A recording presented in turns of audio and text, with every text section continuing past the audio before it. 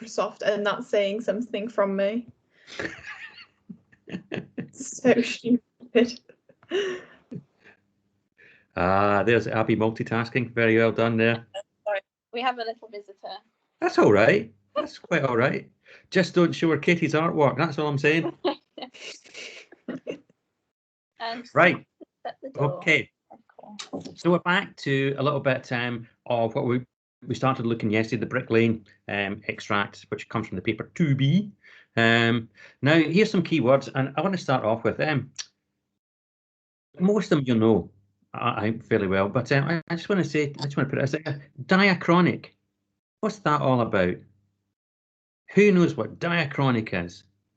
In fact, what we can do, we can do it this way. You could type your answer in the chat function. That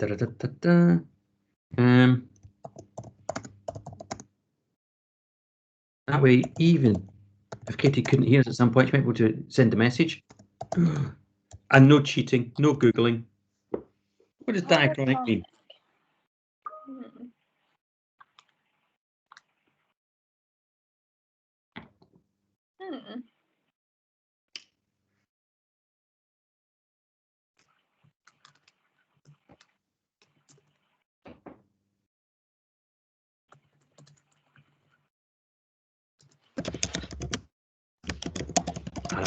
Yeah. Yuri's fingers going.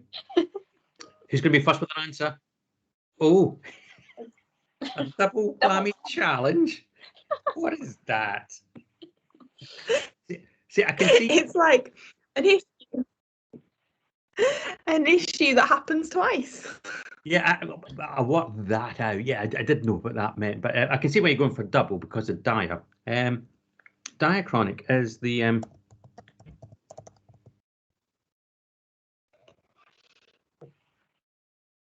Can you hear, sir? Sorry? I think he's typing instead. I am. To save me, sort of, it's in it. There you go. The answer is nothing like what you were thinking. It's about the evolution and change of language over a lengthy period of time. So again, if you think about it, you know how we look at Love Through the Ages in paper 1, so that you're looking at it from Shakespeare all the way up to Gatsby, Fitzgerald. So you're going from Renaissance time up to sort of modernist literature sort of thing. So you're looking at how that concept, that idea, the semantics of love, sort of ideas of love change all down through that sort of method of time. You know what I'm going to do with the next question, don't you? Do you want to stab a guess at what synchronic means? Obviously, take your steer from what you know about diachronic.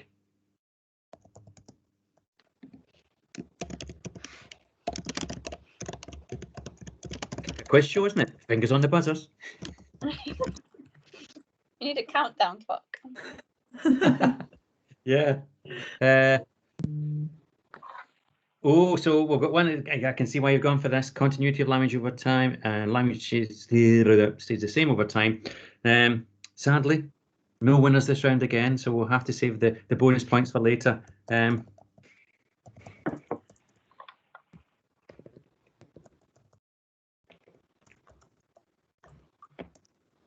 It is that snapshot at a specific moment in time. So you think about it, that's what really paper 2 is all about. We don't look at it over a lengthy period of time. We're looking at that sort of post-1945 modernist literature. That's what we're focused on. So everything should kind of be heading in the same kind of way within that sort of paper 2B. Okay, so that's those two terms that you might not be familiar with. Historicism, yes. Typicality, yes. Persona and perspective. What's the difference between persona and perspective, do you think, Abby? Well, perspective, you can have a perspective on the views.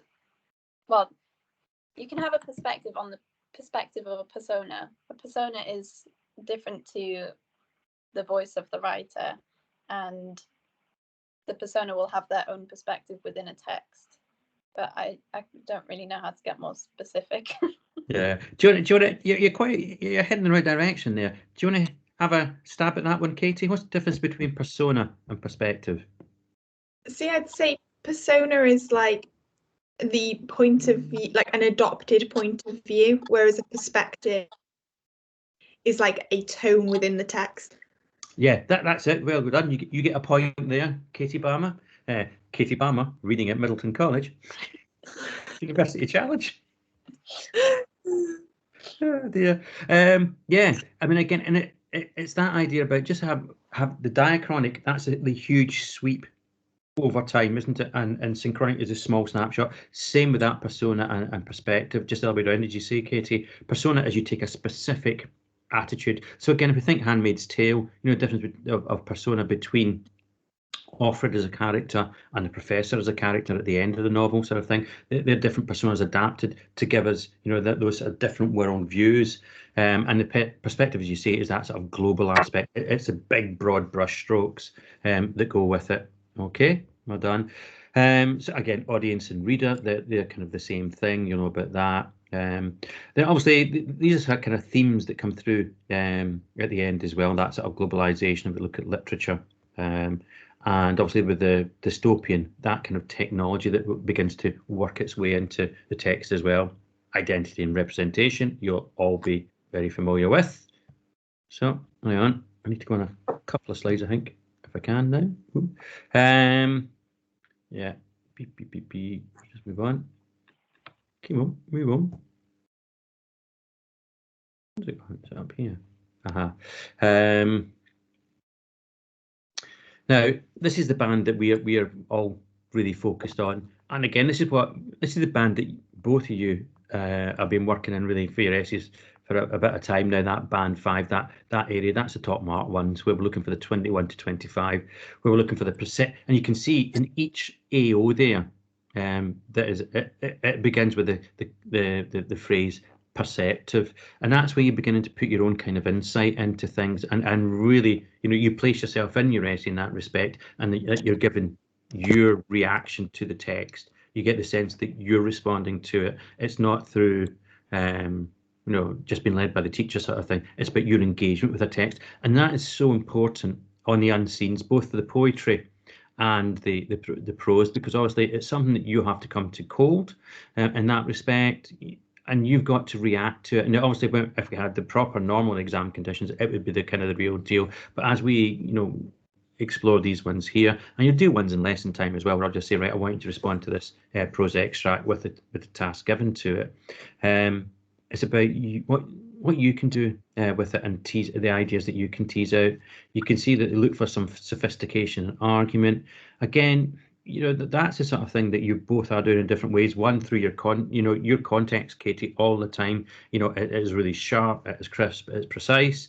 Whereas Abby, you are very much you immerse yourself in the literary techniques from the get-go very often in your essays. It's that sort of blending of styles that I was suggesting to you both the other day.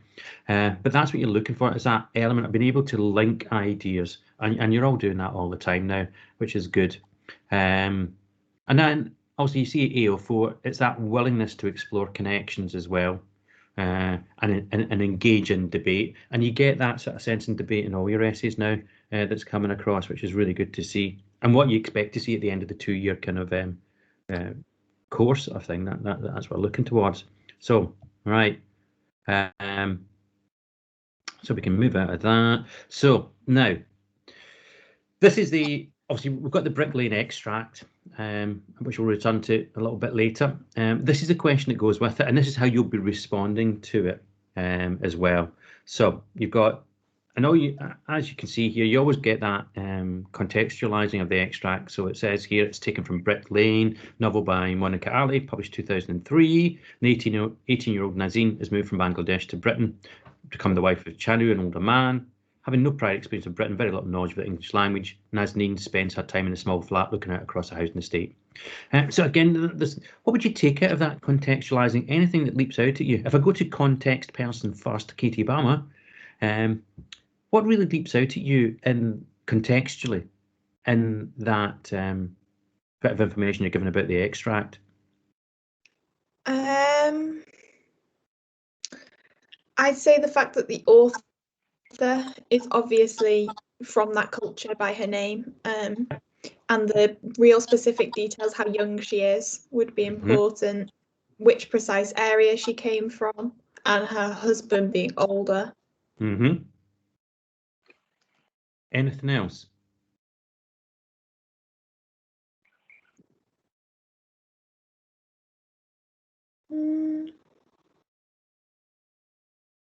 I don't know. I wouldn't say so. That's okay. I I mean, just wondering, Abby, do you pick up anything else that contextually first that that Katie's already teased out of this context information? I would probably note her lack of experience in a British culture. She's been so immersed in her own culture her whole life, and having to move away from that and having very little knowledge, but moving to an area in which there are more Bangladeshi people as well would be very conflicting. Yeah, good. Any importance, do you think, either as well, that she's in a small flat and looking out across a housing estate? she's obviously not well off. They're not a rich sort of marriage.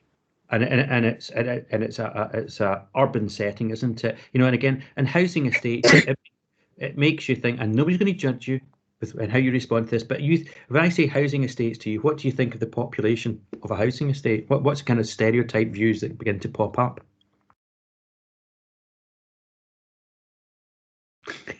You've both gone very quiet. Menacing children. Yeah. There's that. Katie, any particular? I guess the real intense sense of community that she clearly does not have. Yeah, I mean, again, it could go either way, couldn't it? Because again, housing it could be that sort of sense of camaraderie, housing estates as well. The tattoo lady kind of fits into that stereotype, doesn't she? You know, bored, discontent, having a fag out in the doorway, sort of thing. It really does sort of give that idea of sort of stereotypical sort of council housing estate, that sort of thing as well. Her worldview, and again, it's obviously it's going to be a completely a world away from where she's come in Bangladesh, you'd imagine. And then the last two little bits there, it says explore the significance of isolation in this extract. And remember to include your answer, relevant detailed analysis of the way that Ali shapes meaning. So, you know, it's those sorts of ideas about how meaning is being shaped. So writer's craft, again, all the sorts of things that they're doing to get you to react the way you do.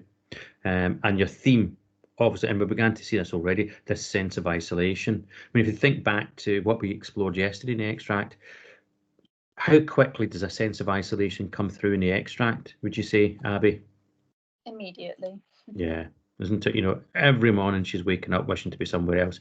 The fact that she doesn't feel connected to her husband, and the fact that she clearly doesn't feel part of that community. Yeah. Okay. Good. Right, that's the next one. So there you go. Got that. So in prose fiction, what are writers aiming to do? Do you want to jot a few things down in the chat? What do you think? What do writers aim to do before we do the big reveal? Yeah. From your knowledge now, what is it that writers do when they're creating fiction? What is their sort of what they're trying to get what type of reactions from the reader and how?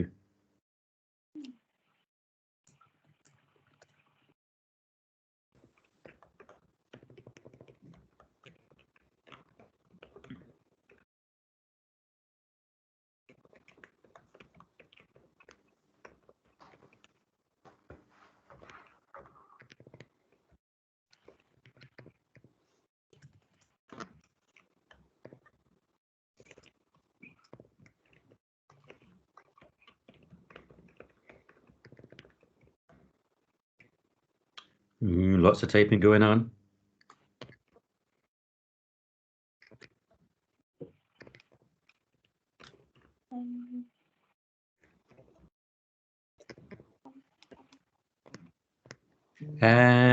Yeah, good. Yeah, good building. Yeah, so that's lots of empathy. Yeah, Abby, investment in the characters. Yeah.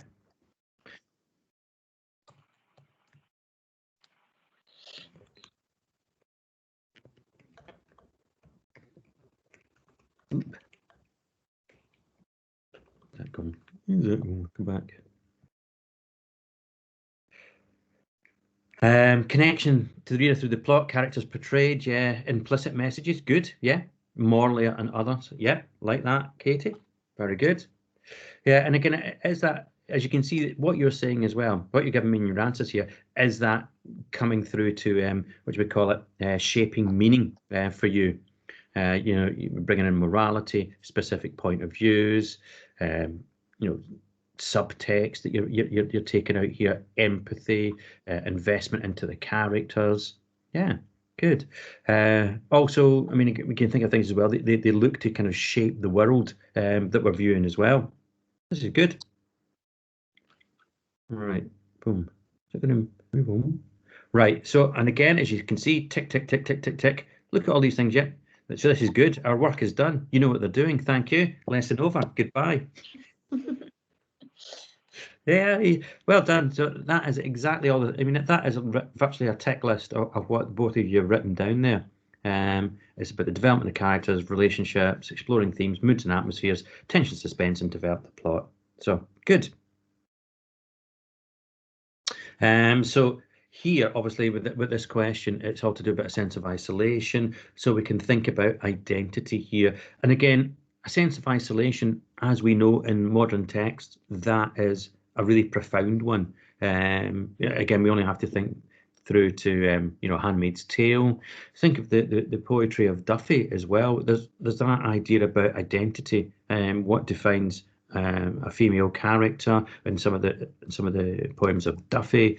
You're looking at the sense of identity, loss of identity within Handmaid's Tale. Streetcar Named Desire, again, identity weaves its way through all of them, and it's a very post 1905, very much a modernist theme. Identity. Okay.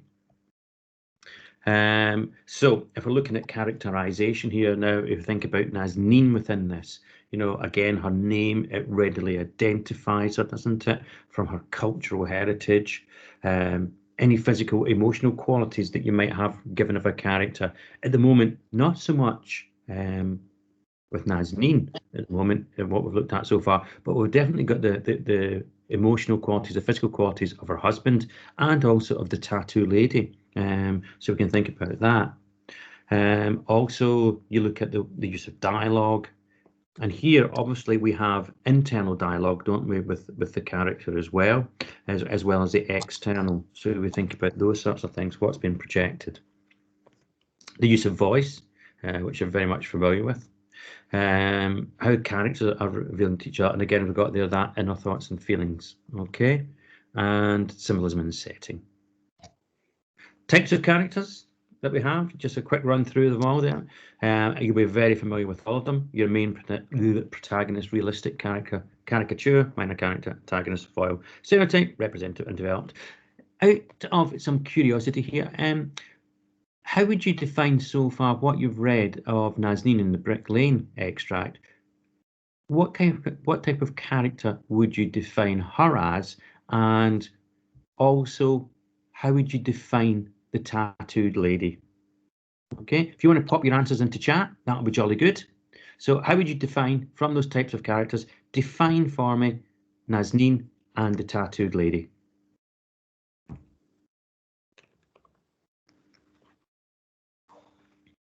I think this could be the answer, Katie, to your problems. Just use the chat function. Well, no. I think it's why I don't very often have camera on, sort of thing as well. I think it might be it's your camera. It's probably just the step too far for your device with your signal, I think, sort of thing. But I think if you're on audio only, as much as we missed your facial expressions and reactions to lesson time, it might make you less frustrated with dropping out at times, but you seem to have sort of stayed on quite well here and not frozen. So I'm thinking it might well be the video feed that's doing the problems with at the moment. See, I'm not so sure because I keep losing, like, your words like slow down, then they stop, but then you speed up really fast. So I have to like race to try and comprehend what you're saying as the connection jumps. Isn't that just my normal way of speaking? To be fair, I think if you spoke this faster, it would be unhealthy. Like you couldn't breathe. Dear. I'm just impressed at the stability of Abby's Wi-Fi with the number of people in the house.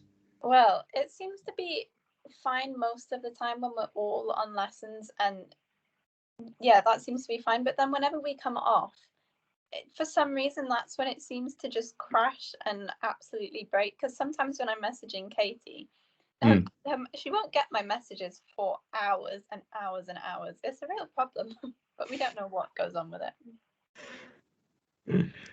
Right. So what are we thinking? What are we thinking? What kind of character? Oh, nothing's come through on your chat functions, folks. I forgot to press send. Oh, basic error. Yeah. Rookie mistake. Oh dear. Yeah. Representative developed from Abby for Nazneen. Tattooed lady is foil character. Yeah. Very good. Yes. Katie is furiously still typing, says my screen. I'm on it. Any increase on 18 essays, by the way? No, not yet. Oh, slipping. Yeah, I think I'll have the week off. Don't blame you. Representative, yes. For Nazneen, yes. Both of you plumping for that. Tattooed lady is a stereotype. Yep, I would say so. Also, do you not think that the tattooed lady could also be a realistic character? Yes, actually. I mean, it's how she is. I mean, again, as you see, when you come across it at first, I think in this extract, you do think, ooh, let's spot the stereotype, especially against. I mean, and again, you get the sense that the author deliberately has put a woman who's tattooed and all that sort of thing, who kind of screams out at you, let's be honest, chav, that sort of idea, against Nazine. And again, you're thinking, oh, there's going to be a huge cultural clash here.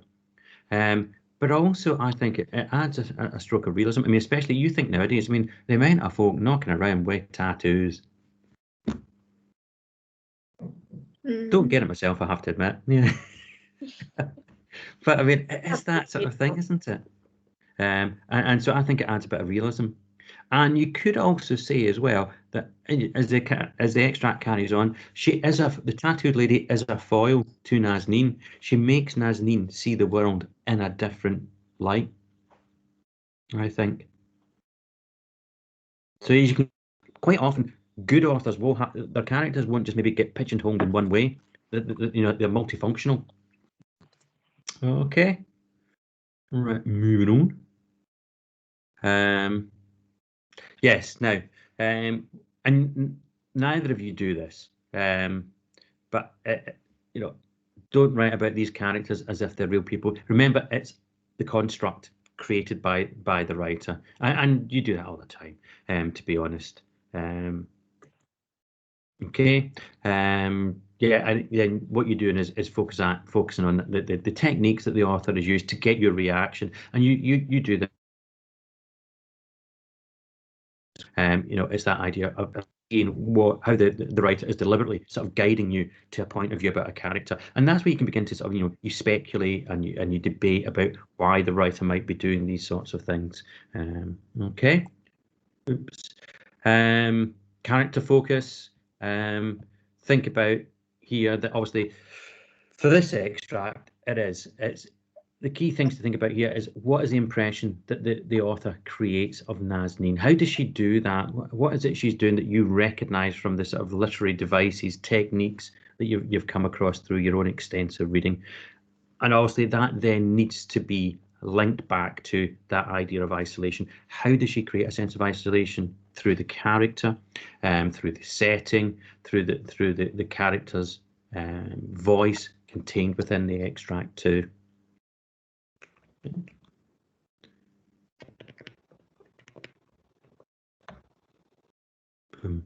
Now, Katie, can I just say, can you see how this can tie into the essay on Handmaid that some of the comments I was saying to you the other day? Yeah, I've just finished amending my Handmaids one, so I was going to ask after lunch if you could have a look at it at some point. Oh, you are so... Every day I get this. Could you look at this, please? Can you look at that, please? Honestly, it's like you're a teacher, sir. I mean, what? Don't get me started. Oh, dear. But I mean, again, yeah, and hopefully, yeah, you can see how this that because I think this is something that you kind of do. I think almost like second nature now, Abby. Quite often your essays start off with this. You have, it's almost like you've ate, slept, and drank, literature now, and it is you clearly don't think about it. You just go straight into that kind of concept, and it might be to do as well with you writing poetry as well. You've got that creative side coming out, so you're doing it. You're not only just exploring a writer, you're doing that kind of that creative writing yourself, though. So you're doing what writers do, and so it comes quite naturally to you. And yeah, so you're thinking about the narrative choices here used by a writer, first person, and that's where you can fall into the kind of the trap that the character's real and all that sort of stuff. But it is that, because it's first person narrative, it's like you are hearing an account firsthand from somebody, a witness, that sort of thing. It does make us involved, but then we have to think about reliable, unreliable narrators. And it's quite interesting how you've both viewed, just sort of flicking back to the Handmaid's Tale, about points of view of whether Offred, the professor, being reliable, unreliable, and how your attitudes change towards that when you sort of go to the historical notes section. And so you can see that you're thinking that way along those lines as well. Also, you do have stronger empathy more often than not with a first-person narrative. You're going to react to character and characters' viewpoints very strongly. However, we've got to think about the restricted view. It's only one point of view that you're getting. Okay. And so that's the sort of limitations of that first-person narration. Then, obviously, third person, different again. That's the all-knowing, the omniscient narrator, third person. And again, that's where you can see from an author a lot more control at times, isn't it? It's a lot more apparent, because obviously with third-person narrative, there is that very deliberate dripping of information on a need-to-know basis, isn't it? That sort of idea. They really are in control of it. I mean, if you think about it, the mechanics of it, that's where they really are. Like it's like puppets, marionettes on a stage, and the third-person narrator, that's the hands above, manipulating what each character's doing at what time, who knows what, entrances, exits. We're very aware of it in that respect. Very useful for creating the dramatic irony and suspense. But then you can have multiple viewpoints, and you can then also have the multiple narrators coming through with third person, and you can be seeing the same point from different points of view. Okay, and think about the third person narrator as well. Is that most of the time they are one step back from the text they seem, whereas first person, you're immersed in the text with the character. Third person, you're tending to be just on the sidelines, as it were, looking on, that sort of thing. Okay. Now, so with this extract, we're going to be doing, and it'll be next week before we do this, obviously. Think about the perspective of the narrative voice in Bricklaying. Yeah. What have you got? First, third person, omniscient, that sort of idea. Think about the use of internal thoughts. Is there a sense of detachment being created, or is there a sense of empathy with you as a reader? How is this voice created? Look at sentence structures, types, the formality, the style of language, yeah, the motifs, not semantic fields, the motifs.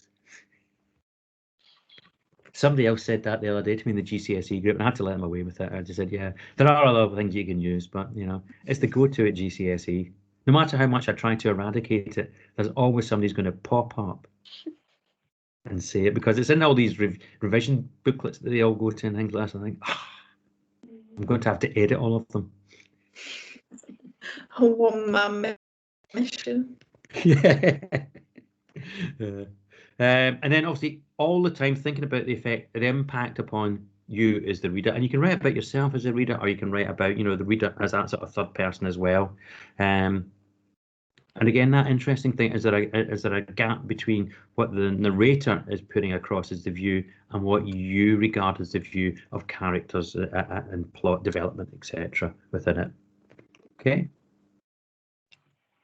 And then one of the ones that's quite tricky at times to come, structure, what it means. I should have asked that question and let you respond to it. But anyway, it can get, very often form and structure get blended together, and don't worry if that's what you do, because the two very much do go hand in hand. And it has become a bit of an exam board, almost academic kind of subtle point, which it has caused problems over the year, and they've acknowledged it. And that is really why they've gone and changed your responses, saying that you should look at how writers shape meaning, because this used to, structure issues used to always lead to very formulaic essays. You get people saying, well, this is a sonnet, and sonnets are always all about love. And I can see love in this because it is written with 14 lines. And like a sonnet, it goes in the rhyme pattern of, and it became very mechanistic, and people thought they had to do this. No, it doesn't. It should all be just part and parcel of the same thing that you notice that the writer is doing, so that it all kind of gets blended together. So yeah, you can look at it as text types. I mean, also you're getting an extract from a novel, so here that you've been given a snapshot of a much bigger work. That's what you've got to keep in place. So you've been given a very specific point out of that novel, of which you may or may not know the rest, sort of thing. Okay. So think about the way that the extract, it's here we're thinking about sequencing. How are the characters introduced? How are the main characters introduced? How are the other characters made to interact with each other? Is dialogue overriding, or is it description? That sort of thing. Is there a theme being connected through that language choice? Are you getting a very strong subjective view being put through the voice of the narrator or the author themselves? So that's a way to begin to think about structure. Are we dealing in past, present, or future? And again, if you think about, obviously, Handmaid's Tale, there's that great, I forget I put it onto in my comments. One of you I did mention about, there's that great sort of fluidity of time within the Handmaid's Tale, past, present, and future all kind of blend in, and one moves seamlessly into the other quite a lot within that text, and there's a real sort of deliberate choice in Atwood doing that, and using that sort of fluidity of time. And again, if I go back to that essay that you've just been completing for me on the use of the historical notes, again, just think about how those 3 bullet points really could help no pun intended here, structure your answer. That the organization of the text, the way that the subject matter is used, and the way that the novel then is put together. And again, coming back to you, Katie, hopefully you can see how that can be used to enhance all the work that you've done already within your essay. But that's the bits that you can begin to. It's another aspect that you can begin to tackle in that question. Yeah. Yeah. Yeah. Good. So 2 levels of structure here. Dynamic structure. So that's where we're looking at really much cause and effects of in the plot. It's a nice straightforward structure to the plot. Then one thing happens, and the impact of that is then followed through immediately, and it's seen and it carries on. Okay, and that's very much the way that the plot develops. The other one is a symmetric structure, where you get a network of ideas, threads, repeated imageries, cross-references, binary opposites, language patterns that shape the text. Which, out of curiosity, which structure would you say that Handmaid's Tale has? Symmetric. Yeah. Streetcar Named Desire? Symmetric. Oh, I'd have said dynamic. And you know what? I can see why you go symmetric, Abby, on that one, but I think overall, isn't it? It is because everything is focused in that moment in time. Yeah, I know that you reflect back on Belle Reeve and its loss and her past life, sort of thing, but it is very much, isn't it? The play is in the present. We watch that sort of destruction on stage, and it's from the minute Blanche walks on stage, isn't it, to her final destruction at the end. I would say that's more of a dynamic one. And the whole rape scene that it builds up to is all a consequence of Blanche and Stanley's little fighty bits in the whole book, I guess. Yeah, it's not a book, Katie. It's a play. It's a drama Of theatre. Yes. It is. I mean, and again, you know, it's all those little, isn't it? Because Stanley kind of reflects on that. He says, you know, we've been waiting for this moment, haven't we, from the very beginning? You come into the house, sort of thing, isn't it? He kind of references that, you know, what's happened earlier on, sort of thing. But yeah, I would, and everything is very much cause and effect, isn't it? Because even the memory is the cause and effect. You know, what's brought her to that, her sister's house, isn't it? All of that there. Good.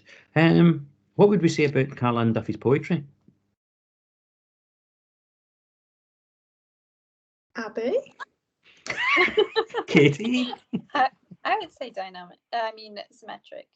I would very much go with you, isn't it? Because, and again, one of the ways to think about it, the minute you step into a surreal text, and quite a few of Duffy's poems get a bit surreal, don't they? I'm just thinking about the woman who shopped turns into a shop, as you do, and then we've got beauty, beautiful, you know, all the way down through history, sort of thing. And then obviously the laughter of Staffordshire schoolgirls, that is so symmetric, isn't it?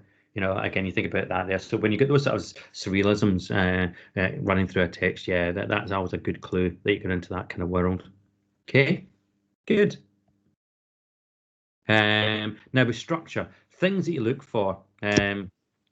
These things you are all very familiar with. You know, repetition, juxtaposition, compare and contrast, foreshadowing, foregrounding. What's the difference between foreshadowing and foregrounding?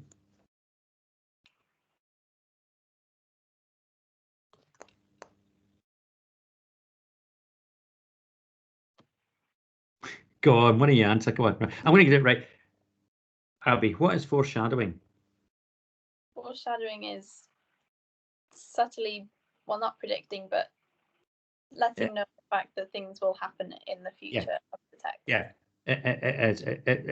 it's a hint. Yeah, and again, it's where events that are hinted at then play out fully and later on in the novel. So you're giving that clue to the reader. Katie, what is foregrounding? Is it like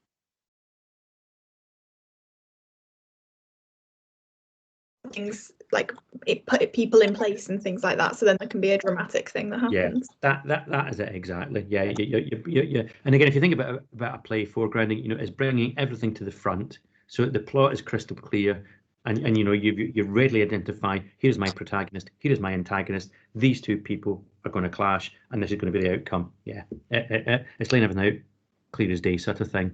Okay, good. See, you both did, you. There was no need for that sort of pregnant pause earlier there. Then obviously we've got temporal shifts, pace shifts, tone, atmosphere, points of view, all those sorts of things. That's kind of your tick box of things that you can. And don't think, the other thing we found when structure and form was placed very much in part and parcel of the question, you'd get weaker candidates would kind of go through and say, I can see foreshadowing, you know, I can see foregrounding. There's a temporal shift, and it'd almost be ticking it off and be going through bullet point fashion. And rather than just, because honestly, we don't expect you to reflect every structural aspect of an extract or text. It's the ones that interest you and intrigue you as a reader. You think, oh, I think there's a great use of, you know, temporal shifts within this. It runs just throughout that whole Handmaid's Tale. The way that we seamlessly move from present to past to future, it shows about this kind of continuous state of mind that Offred is in. And again, it's that sense of unreality to a dystopian fiction. You could think about, you know, where am I in the present, the past, the future, that sort of thing. It all merges into one. So you pick and choose the structural features that really shout out to you. Okay? Yep.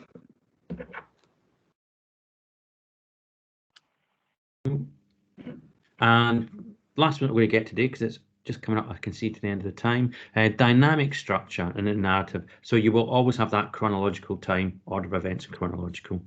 And then you've got narrative time, the order in which the story unfolds. And always think about, because again, this is like with context, you get the 3 points of view, don't you? You get the point of view of the reader, in the time that they receive the text, which could be the here and now, obviously for us in 2021.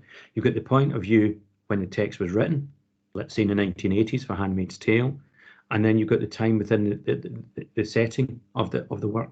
and that's at some time in the unpredictable future sort of thing. So you can have all those different things at work there within that, but you can still have that chronology of time, okay, within the structure of it. Right. I mean, that's bringing us to the end of this lesson. That was a very productive lesson, I feel. Yes, no? Yeah. What do you mean? That was a bit of a vague yeah, wasn't it? I think that's not sure. Yeah. I think it's things as well that will stand you in good stead going forward into the future, you know, at university, that sort of thing as well. Do you have to write essays, Abby? I will be given different formats of assessments. So for one, it might be an essay, another it will be an exam, another a presentation. So they mix it up every single time to suit everyone's learning styles. Mm. You're just going to be essays all the way, aren't you, Katie? It's just essay writing. What are you thinking of studying apart? You know, obviously, I know your main subject. What are you doing as your kind of thinking about as your add-ons in year one? Well, with politics, like, 'cause it's such a broad subject base, you choose modules, like you get so many like credits, then you have to, it's like 30 credits a module, and you need to make 120 credits through the year. So you just choose the ones you want. So you just have to stick to politics and that's it, yeah? You can do other subjects, but like the value of it wouldn't be as great, because like you could do like a module of history, a module of economics, psychology, those kind of things, but it's harder. They're normally used for modern languages rather than those subjects if people study a language long. Very interesting. That's good. Right. Well, thank you. And it's good to see you stayed on the line for the whole lesson there, Katie. Thank you. I'm very impressed with my Wi-Fi for that. Yeah, I should give it a little pat in the back when you come off. Okay, and if you already sent that stuff through this afternoon, I will have a look. Yeah, that's fine. And yeah, I will see you next lesson, which will be, is that Thursday this week? Or maybe Friday. It's Friday, isn't it? Friday this week. Yeah, it's Friday. Okie dokie. Right. Have a good rest of the day. Oh, what's for lunch today, Abby? For lunch, I'm having leftover pasta from last night with some leftover roast beef from Sunday. Wow, that's a combo. Pasta. It's either that or quesadillas. But yeah. What's in your menu, Katie? Whatever if the oven's working, I think we're having. What's going on at your house? We've had a power. Oh, did you not hear me? I've had a power cut. That's why the Wi-Fi's been really bad. No, I didn't know that. Sorry to interrupt, but are you all now having regular discussions about your lunchtime menus ever since I started coming in and taking orders? Oh yeah, I just thought, it's a good way to sort of round off the lesson. You know, it's only about an hour to go. You know. Well, I was going to say you're a little bit early, aren't you? I mean, sometimes you come in. It's always something to look forward to. Well, this is true. Yes, you have got to think ahead. Think ahead. Yeah, exactly. Well, have you all decided what you're having? They have, yeah. Oh, maybe. I'm yet undecided. And yeah, okay. Well, we can always give you some options, and then you can go through it inside. Deliveroo. Yeah. Oh, not quite that far, not yet. Send Evan out on his push bike. Oh, I take him no time at all. If only. His energy levels, God. Yeah. Oh, okay. Okay, see you later. Enjoy. See you later. We have.